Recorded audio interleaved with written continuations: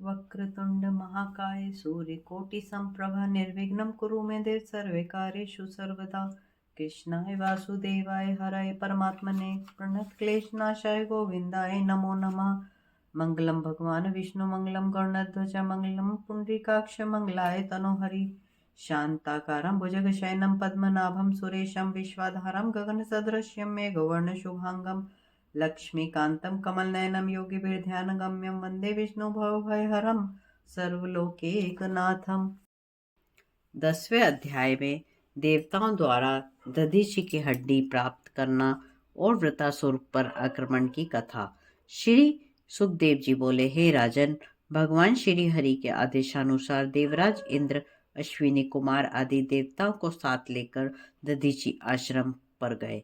वहां आकर जाकर दधीचि ऋषि से बड़ी नम्रता के साथ उनका शरीर मांगा। दधीचि ऋषि देवताओं से धर्म का मर्म सुनने के बाद बोले, हे देवगणों, मनुष्य को ये शरीर अति प्रिय होता है। मुझे भी अपना यह शरीर अति प्रिय है। बोलो, मैं किस प्रकार तुम्हें दे दूं? तब देवताओं ने बोला, हे ब्राह्मण, आप ब्रह्मज्ञानी हैं। आपका तप पराकाष्ठा को पार कर चुका है।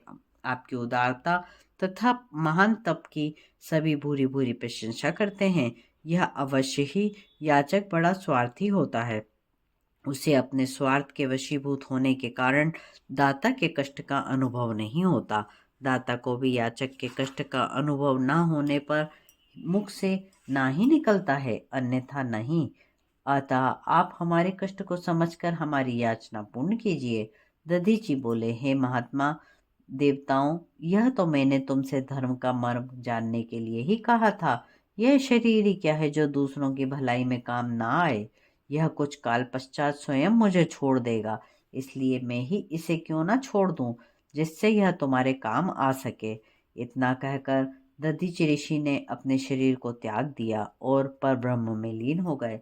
देवता लोग उनकी हड्डी ले आए और विश्वकर्मा ने उनसे एक उत्तम आयुध वज्र बनाकर देवराज इंद्र को दे दिया। हे राजन, देवराज इंद्र ऐरावत हाथी पर चढ़कर उस आयुध वज्र को धारण कर देवताओं के साथ वृतासुर पर टूट पड़े। वृतासुर के साथी राक्षस दैत्य दानव बड़ी वीरता से लड़े, किंतु देवताओं के सामने न टिक सके, क्योंकि उस पर भगवान की कृपा थी। जब वृतासुर के साथी भागने लगे तो वृतासुर ने उन्हें संबोधित करते हुए कहा, अरे दैत्यों, इस मुक्ति के मार्ग को त्याग कर कहाँ जाते हो? मुक्ति दो प्रकार से प्राप्त होती है, एक तो योग साधना से, दूसरे भूमि युद्ध भूमि में मरकर।